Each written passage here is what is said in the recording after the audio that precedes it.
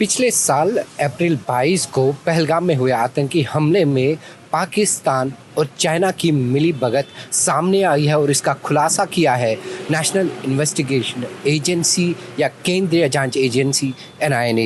NIA के मुताबिक ये जो 3 आतंकवादी थे जिन्होंने ये आतंकी घटना अंजाम दी 22 अप्रैल 2025 को, जब उन निहत्थे मासूम टूरिस्टों को चुन चुन कर गोली मार दी गई बैसरन के उन खुले मैदानों में, उन आतंकवादियों ने पहले ही इस स्पॉट की रेकी की थी और यहाँ पर स्क्रीनशॉट लिए थे इस बैसरन की वादी का। एनआईए के मुताबिक ये जो आतंकवादी ने इन्होंने प्री प्लानिंग की थी ये टेरर अटैक एग्जीक्यूट करने की, और इनको इंस्ट्रक्शंस भी मिले थे और इन सारी बातों का जिक्र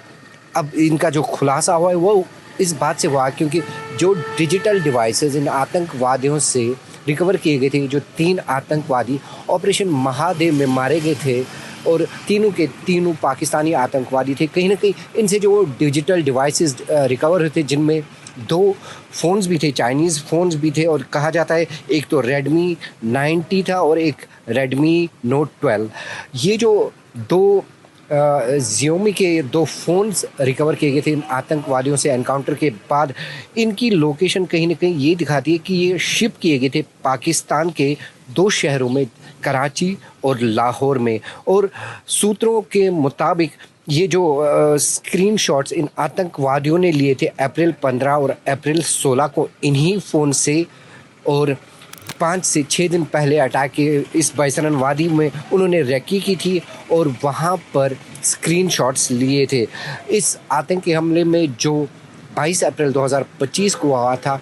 25 निहत्थे सैलानी जो अपने परिवार के साथ, अपने दोस्तों के साथ यहाँ कश्मीर आए थे, पहलगाम आए थे खुशियाँ मनाने के लिए, उन लोगों को, उन निहत्थे पर्यटकों को आतंकवादियों ने चुन चुन कर मार लिया बैसरन की उस खूबसूरत वादी में। साथ ही साथ उस बैसरन वादी में एक घोड़े वाला जिसने आतंकवादियों से लड़ने की कोशिश की और टूरिस्ट को बचाने की कोशिश की थी और जिसका नाम आदिल हुसैन शाह था, उसे भी आतंकवादियों ने गोली मारकर हत्या कर दी थी। तो जो एनआईए का ये मानना है, एनआईए की तफ्तीश में जो सनसनीखेज खुलासे हुए उसके मुताबिक ये जो डिजिटल डिवाइसेस हैं, ये चाइना की ये जो 2 फ़ोन्स रिकवर किए गए Xiaomi के, ये कहीं ना कहीं पाकिस्तान पहले शिप हुए थे कराची और लाहौर शहरों में और उसके बाद यहाँ पर आतंकवादियों तक ये पहुँचे।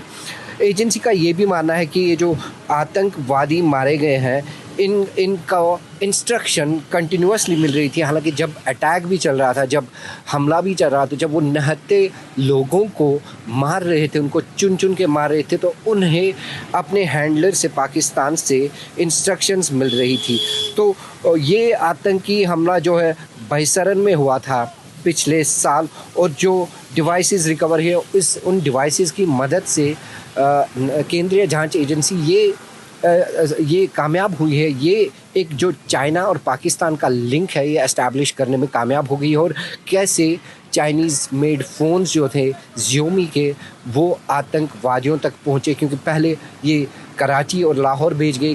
उन एड्रेसेस पे भेज गए और वहाँ से फिर आतंकवादियों के हाथ में आए। और ये आतंकवादी जो थे 3 आतंकवादी जिनका नाम फैसल जट और जिसका कोड नेम सुलेमान, हबीब ताहिर जिसका कोड नेम जिब्रान भाई और हमज़ा अफ़गानी, जो इस पहलगाम अटैक में मुलविस थे, जो हत्यारे थे उन मासूम बेगुनाह टूरिस्ट के, इनको जुलाई 28, 2025 में यहाँ से थोड़ी ही दूर यहाँ दाची गांव के जंगलों में मारा गया था। तो कहीं ना कहीं इन आतंकवादियों से जो रिकवरी हुई थी, कहीं ना कहीं ये साफ तौर पर जाहिर करती है कि चाइना और पाकिस्तान का एक नेक्सस रहा है इस आतंकवादी हमले में, जिसे लश्कर तैयबा ने अंजाम दिया। जो इन्वेस्टिगेटर के मुताबिक इस सारे हत्याकांड में एक जो कमांडर है साजिद, उसका भी हाथ है। साजिद एक ऐसा व्यक्ति है जिसने 2005 में कुलगाम आया था और उसने फिर एक प्रोस्थेटिक नकली लेग लगाई, जो फिर लंगड़ा भी नाम दिया गया था उसको, साजिद लंगड़ा। और इसने यहाँ पर टेरर रिक्रूटमेंट की साउथ कश्मीर के कुलगाम डिस्ट्रिक्ट में। 2019 में साजिद जट, जिसे लंगड़ा भी कहा जाता है, उसने TRF बना दी, जो लश्कर तैयबा की प्रॉक्सी है। और इसी ये जो कॉन्स्पिरेटर है साजिद जट, इसी ने यहाँ पर जो पहलगाम अटैक है उन हमलावरों के संपर्क में रहा। जब वो गोलियां चला रहे थे, मासूम लोगों को मार रहे थे, तो कहीं ना कहीं साजिद जट उनके साथ संपर्क में था। लंगड़ा के बारे में ये और उसके 3 जो सहयोगी हैं उनके बारे में ये भी बताया जाता है कि वो जो श्रीनगर, ये जो जडमो टनल बन रही है सोनमर्ग में, अक्टूबर 20 को जो एक आतंकी हमला हुआ था जिसमें कोई 7 लोग मारे गए थे, उसमें लंगड़ा और उसके 3 सहयोगियों का भी हाथ है। इससे पहले डांगरी अटैक जो हुआ था, जो इंडियन एयरफोर्स की कॉन्वॉय पे भी पुंछ में हमला हुआ था, रियासी में भी हमला हुआ था, उसमें भी कहीं ना कहीं साजिद जट का नाम उभर के सामने आया है। तो कहीं ना कहीं ये जो बहसरन में जो दर्दनाक हमला हुआ, इसकी रिकॉग्निसेंस, इसकी पहले ही रेकी की हुई थी इन 3 पाकिस्तानी आतंकवादियों ने, जिनको ऑपरेशन महादेव में यहाँ से कुछ ही दूर दाचीगाम फॉरेस्ट में मारा गया था। तो ये बिल्कुल संपर्क में थे अपने हैंडलर के साथ, जिसका नाम ये सजाद जट बताया जाता है। और ये आतंकवादियों से जो ऑपरेशन महादेव में मारे गए थे 3, जिन्होंने पहलगाम अटैक एग्जीक्यूट किया था, उनसे वो एक गोप्रो कैमरा भी रिकवर किया गया था और एक M4 कार्बाइन भी रिकवर की गई थी। तो कहीं ना कहीं NIA के मुताबिक आतंकवादी इन गोप्रो कैमरास का भी यूज़ कर रहे हैं, और ताकि वो बाद में एक प्रोपागेंडा चलाए, तो सोशल मीडिया पे अपनी वीडियोस वायरल करें कैसे वो भारतीय फ़ौज पर, इंडियन आर्मी पर या सुरक्षा बलों पर या निहत्थे सिविलियंस पर हमला करते हैं, ताकि एक डर और खौफ का माहौल बने। NIA के लिए ये भी जांच का एक विषय है कि कैसे ये जो गोप्रो कैमरास जो आतंकवादी हमलों में इस्तेमाल कर रहे हैं, इसका सुराग लगा रहे हैं कि ये कहाँ से शिप हुआ, कैसे आतंकवादियों तक पहुंचा। लेकिन एक बात जो NIA ने साबित कर दी है कि कहीं ना कहीं ये जो पहलगाम आतंकी हमला हुआ, इसमें ना सिर्फ पाकिस्तान मुलविस था, सीधे हाथ पाकिस्तान, NIA ने कहीं ना कहीं नेल किया है कि पाकिस्तान इस हमले में मुलविस था, क्योंकि ये सिर्फ लश्कर तैयबा का हमला नहीं था, या इसमें पाकिस्तान का भी एक बहुत बड़ा रोल था, और पाकिस्तान के साथ साथ चाइना का भी कहीं ना कहीं जिक्र हो रहा है कि कैसे ये चाइनीज़ मोबाइल फ़ोन्स पहले लाहौर और कराची पहुँचे सिविलियन एड्रेसेस पे, और उसके बाद इन आतंकवादियों तक, जिन्होंने 22 अप्रैल को पिछले साल उन 26 निहत्थे लोगों की जान ली, और जिनको फिर सुरक्षा बलों ने ऑपरेशन महादेव में मार गिराया। NIA का और भी शायद आने वाले दिनों में और भी खुलासा होगा इस पहलगाम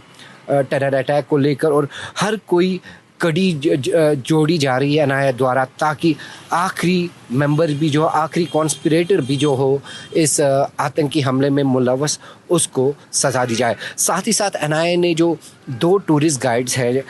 उनमें से एक का नाम परवेज़ है, उनका भी जिक्र करते हुए कहा कि अगर इस परवेज़